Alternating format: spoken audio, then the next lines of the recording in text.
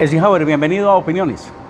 Muchas gracias, Jorge, a ustedes, a los amigos de Opiniones. Bueno, Eisenhower, hablemos de la marcha del 28, de la marcha del 1 de mayo, de lo que ha venido sucediendo, de todo lo que está pasando hoy, camioneros haciendo paro, taxistas en varias partes del país, en otras no, la irresponsabilidad de algunos sectores sindicales, sobre todo el sector oficial, que el 1 de mayo no marcharon, el problema de la violencia y el vandalismo en Colombia. ¿Qué está pasando realmente y qué nos va a quedar de esto?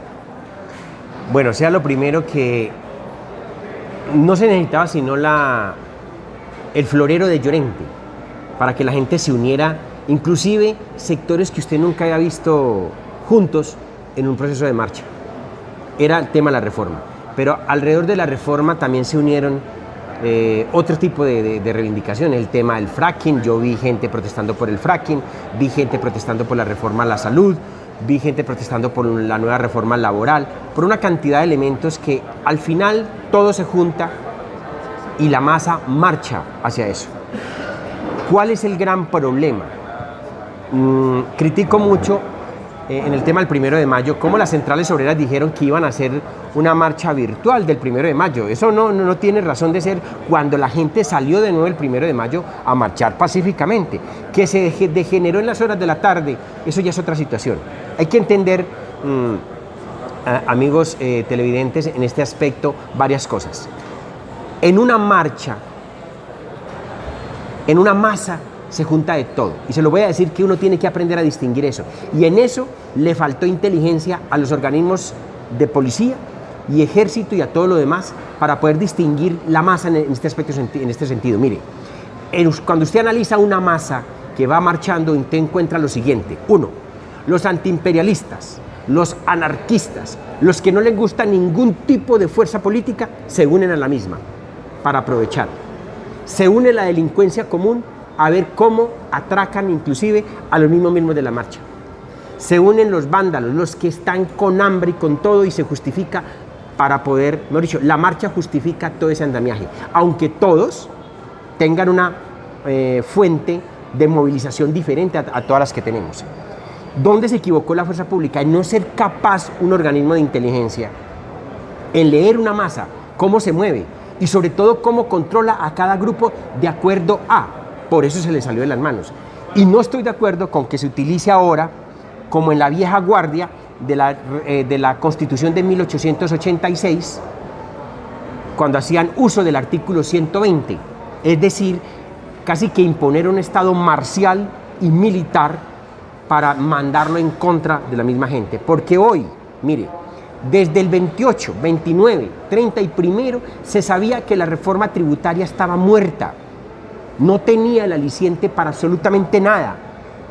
Aún así el gobierno insistió en la misma. Entonces hoy tenemos un balance delicadísimo. 678 detenciones arbitrarias. 25 asesinatos, de los cuales 21 se le acusa a la policía. Cuando venimos de un caso del 2019, del caso de Dylan Cruz, donde se dijo en la regulación nueva del protocolo para la actuación del SMAT que no podían dispararle de frente a una marcha, sino que tiene que ser en un movimiento parabólico, es decir, hacia arriba para que el explosivo caiga. Vi, y lo digo porque frente a mi casa vi toda una cantidad de muchachos que venían ya de la marcha hacia sus casas y la policía los encerró a darles para justificar el resultado. En eso no hemos aprendido todavía a leer cómo se manifiesta la gente, por qué lo hace y cómo se hace realmente una inteligencia a la hora de controlar. No es posible que se mande una fuerza disponible a controlar una marcha sin siquiera tener el mínimo protocolo, y por eso es que vimos policías disparándole a la marcha. Hoy tienen un balance supremamente delicado. Retiran la reforma, ¿qué queda del país? Lo que queda es más muertos, crímenes que van a quedar en impunidad, porque inclusive ¿quién va a investigar los crímenes? La misma, primero la Dirección General de la Policía, la Inspección General de la Policía, la misma Fiscalía General de la Nación, que no tiene ni siquiera independencia para investigar. Son crímenes que se van a quedar en la impunidad. De esos 21 muertos adjudicados a la policía, hay 3 menores de edad. Entonces, seguimos, y fuera de eso, ¿cómo es posible alcaldes y gobernadores haciendo uso del artículo 170 de la ley 1801, la famosa asistencia militar, es simplemente volver a retomar un estado de sitio o un estado de guerra, un estado de militarización que acompaña a la policía. Pero eso, es más, hoy hay una sospecha. ¿Por qué cuando se estaba haciendo la toma en el viaducto y el Olaya Herrera, por qué apagaron las luces, el alumbrado público? Es el fiel reflejo de cómo actuaban los grupos paramilitares y de limpieza social cuando iban a matar a varios muchachos en los parques o en alguna zona urbana de esta ciudad. Es decir, se apagan las luces para que la fuerza que actúa en forma criminal, y en este caso la misma fuerza del Estado, actúe en contra de esos muchachos. Lo del Olaya Herrera es el fiel reflejo de eso. Apagaron todas las luces para que la fuerza pública pudiera disparar y tuviera patente de corso para disparar a esos muchachos. Bueno, Eisenhower, ya pasó la marcha, 28, 29, 30, 1 de mayo, sigue la gente marchando, ahí está todavía la gente marchando, están los paros de taxistas, de camioneros, hay mucha gente en la calle todavía. Pero bueno, habla el presidente de que retira la reforma tributaria, lo dijo, necesitamos ver el documento donde diga, ya lo retiré. Y la gente critica y dice que el problema era Carrasquilla, el problema no es Carrasquilla. ¿Qué nos queda a los colombianos hoy cuando están llamando a los mismos de siempre, que es que al diálogo, cuando el diálogo tiene que ser más abierto y con una gente diferente a los de siempre? Sí, Jorge, el consenso no puede ser los jefes de los partidos, el doctor César Gaviria, Germán Vargas Lleras, Dilia Francisca Toro como director del partido de la U, las demás fuerzas del Partido Verde y las fuerzas de izquierda y todo lo demás. No, tiene que ser un diálogo abierto con todas las fuerzas que estuvieron participando de las marchas, con o sin partido, anarquistas y no anarquistas, antiimperialistas y no imperialistas, todo lo que se movió. Si el diálogo es así, si el diálogo es simplemente un consenso para hacer una reforma tributaria nueva, el pueblo va a volver a salir a las calles frente a ese aspecto. Lo otro es un problema de carácter estructural. Usted sabe muy bien que en estos momentos se están tramitando varios proyectos de ley lesivos para el pueblo. Tema la reforma a la salud, es un problema delicado. El tema de la reforma laboral, como viene de nuevo. Y lo otro, se ha entendido que el presidente ni siquiera controla a sus ministros, porque ¿cómo es posible que solo a última hora, cuando vio el país encendido, sí retira la reforma estructural, cuando mucho antes él le dio el visto bueno a la misma reforma y en muchas entrevistas ni siquiera daba a entender que realmente no era capaz de estructurar ni siquiera un artículo y explicarlo por qué se metió en ese aspecto? Aquí hay un problema delicadísimo, y es que mientras sigamos teniendo esas fuerzas políticas al interior del Congreso y que no se preocupan sino por el bienestar de ellos, más no por el bienestar de la gente, esa desconexión del gobierno, del presidente con sus ministros, de la gente más joven de este país, que no tiene posibilidades. Es más, me fui a la tarea de ir, todas las noches he ido al viaducto a hablar con los muchachos que se lo toman y cierran. Y son muchachos que dicen, no tenemos esperanza, no tenemos estudio, tenemos que estar pensando en cómo pagamos el siguiente semestre. Cuando salimos de la universidad no tenemos dónde trabajar.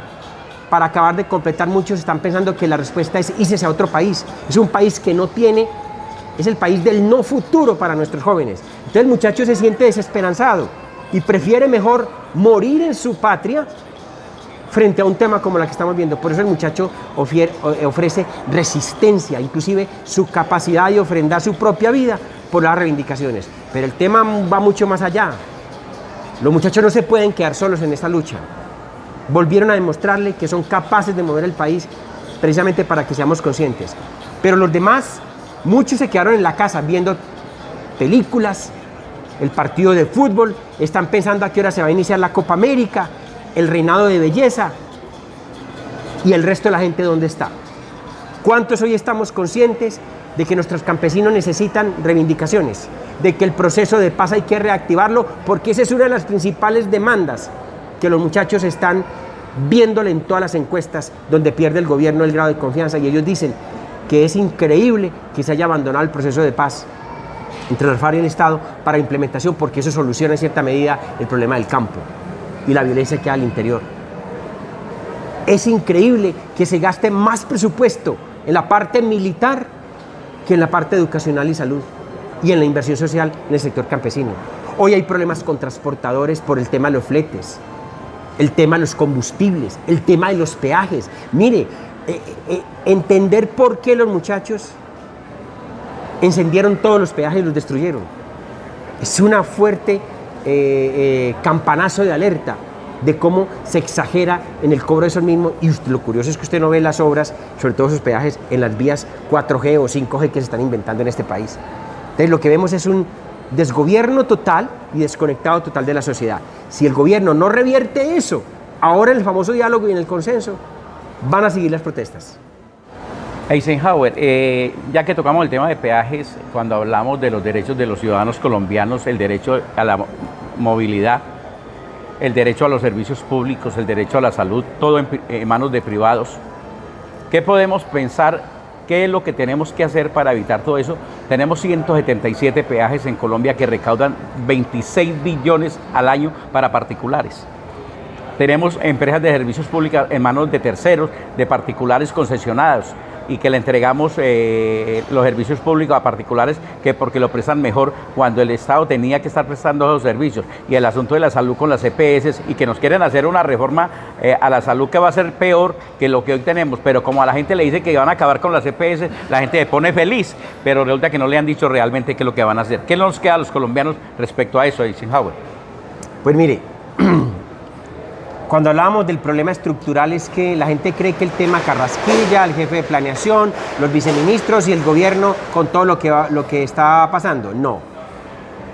El tema de todas las concesiones que ha habido, de cómo los particulares y los privados se quedaron con todos esos negocios que eran monopolios del Estado, es un fiel reflejo de la Constitución del 91, pero a su vez de los gobiernos que de ahí en adelante han venido transitando.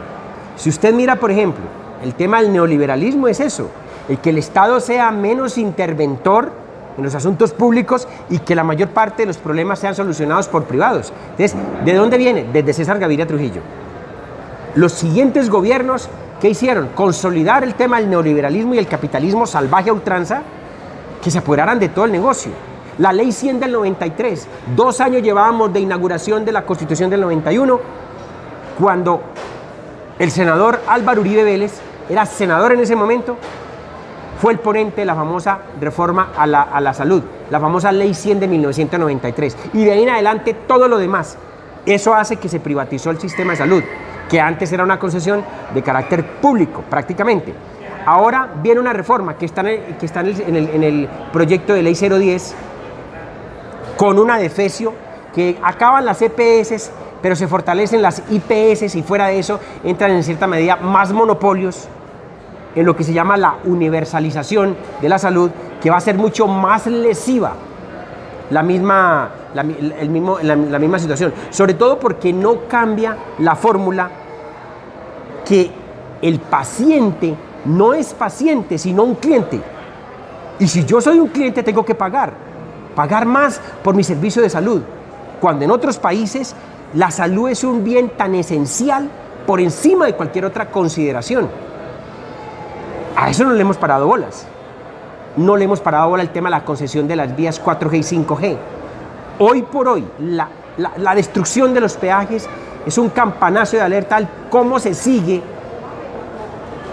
dando concesiones y cuando al sector privado, pero cuando el sector público plantea que puedan haber concesiones o peajes de carácter público. Aquí lo vimos en Risaralda, el gobernador intentó decirle que se quedara el peaje a cargo de la gobernación para hacer la doble calzada Cerritos-La Virginia, ya que dijo Invía, no, eso no se puede, lo tiene que manejar un privado. ¿Por qué no se puede? Pues porque necesitan seguir haciendo el negocio con los privados. Pregúntese usted, el mantenimiento de esas vías, ¿en qué va? Ahora agréguele que aquí las concesiones, cuando se comprometen a hacer los arreglos de una vía, duran años, 5, 10 años. Ustedes han denunciado el tema de muchos elefantes blancos en esta zona de Risaralda sin que se solucione nada. Y he visto muy orondo al señor Contralor Felipe Córdoba Larrarte, coterráneo de esta zona, que es que yendo a cazar elefantes blancos. Ustedes lo han visto en un programa institucional de la Contraloría, que está yendo a todo departamento, que eso en realidad se convirtió en un vuelo donde la misma Policía Nacional presta un aeroplano y el señor Contralor con todos sus séquitos salen y se van a recorrer los elefantes blancos de este país, pero no solucionan absolutamente nada, porque va y lo revisa y no ha habido juicios fiscales. No han recuperado muy poca plata. ¿Dónde están los juicios penales contra los contratistas y contra los gobernadores y alcaldes que dieron esas concesiones o los ministros que dieron ese tipo de elefantes blancos? De manera que la casa de elefantes blancos que hace la Contraloría es simplemente un programa demagógico para presentar la imagen de Felipe Córdoba Lararte y posiblemente con una aspiración presidencial que no sé realmente cómo la van a concebir. Que es especialista en tirarle a la loca. Exactamente. Y no le tira a la verdadera loca. A la verdadera loca. Ah, bueno. Ese es el problema con Felipe Córdoba Lararte, el hombre que es especialista en saludar, pero que no produce absolutamente nada en este país. Eisenhower, tenemos un problema grave en las regiones. La mayoría de alcaldes en los municipios del gobierno anterior y a gobiernos anteriores han cogido los recursos del futuro en lo que llaman rentas perpetuas, llaman vigencias futuras, y se han dedicado a comprometer las vigencias de estos municipios a través del tiempo. O sea que hoy tenemos que pensar dentro de 15 años con qué vamos a funcionar si hoy no tenemos con qué funcionar hoy y ya nos gastamos la plata del futuro. ¿Qué podemos esperar los colombianos? Mire, Jorge, en el pasado hubo muchos alcaldes y gobernadores metidos en problemas con la justicia por comprometer las vigencias futuras, porque dejaban a los futuros alcaldes y gobernadores, los dejaban manicruzados porque no pueden tener más capacidad de endeudamiento. Hoy por hoy hay normas. Este es un país de normas, pero también ojo que producir mucha norma también es sinónimo de corrupción. Y Colombia es uno de los países, está considerado como el quinto país que más produce normas para todo. Hecha la ley, también se hace una ley que es la trampa. Entonces aquí tenemos un gran problema, y es que las vigencias futuras, inclusive más de una norma ha prohibido eso. Solo para eventos muy coyunturales y de obras de gran impacto se pueden comprometer las vigencias futuras. Pero vamos al caso de Dos Quebradas. Mira. Traigo ejemplo, un municipio como Dos Quebradas puede estar pasando en Pereira, en otros municipios de todo este país, donde se comprometen vigencias futuras y comprometen el futuro desarrollo urbanístico, el sistema vial, el sistema educacional, porque eso capta recursos de todo lado. Mire usted la sobretasa a la gasolina, comprometida ya, con mucho tiempo sin siquiera saber cuál va a ser el recaudo. Muchas de las obras que se hicieron en Dos Quebradas fueron por un préstamo y comprometieron como respaldo del préstamo la sobretasa a la gasolina. Que la recauda también ¿quién? El área metropolitana, un ente que se supone que era planificador y lo que es un ente burócrata, simplemente, porque aquí poco o nada ha servido para este proceso. Hoy lo que vemos es los municipios endeudados, con una capacidad de endeudamiento totalmente a ras ya, es decir, que nadie más les va a prestar porque no tienen ni siquiera con qué respaldar las deudas, y ahí hay un descaro mucho más grande. ¿Cómo le parece que muchas de esas vigencias futuras las comprometen? Pero también la deuda pública en los municipios la están comprometiendo con los prediales.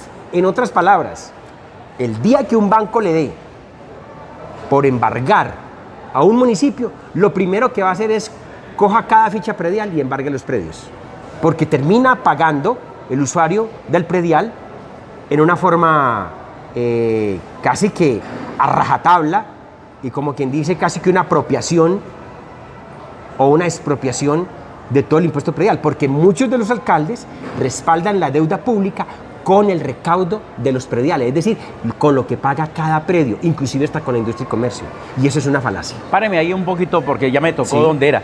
Entonces el asunto hoy, en estos municipios como en el caso de Dos Quebradas, que hay un debido cobrar de 150.000 millones de pesos, o sea, el municipio le gusta tener esa deuda ahí para poder negociar con los bancos, o sea, por eso no le cobran a la gente, porque necesitan tener ahí el respaldo para decir que es que la gente le debe, y entonces mañana cómo le van a cobrar a la gente.